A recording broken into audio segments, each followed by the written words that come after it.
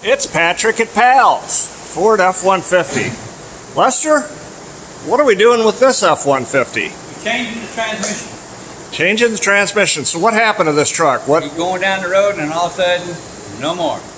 It just quit pulling. It quit pulling, it won't do reverse, it won't go forward. So it's got internal problems. So about how many miles are on this truck? It's got 130,000 on it. About 130, and that's about average what we see, somewhere between 100 and 130 that needs to be replaced or rebuilt, right? People don't service the transmissions like they do the transmission fluid, like they do in the engine oil.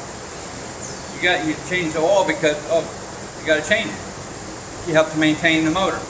Transmission's the same way. If you don't change the fluid periodically in it starts breaking down and it starts causing the clutches and disc inside to go bad.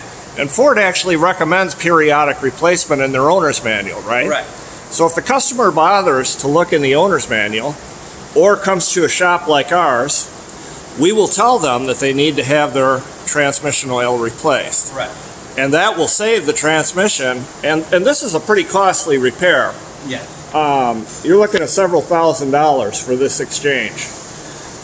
So if you've got a Ford F-150 with an automatic transmission, bring it to Pals and check your owner's manual to see when you need to change your fluid so this doesn't happen to you. See you soon.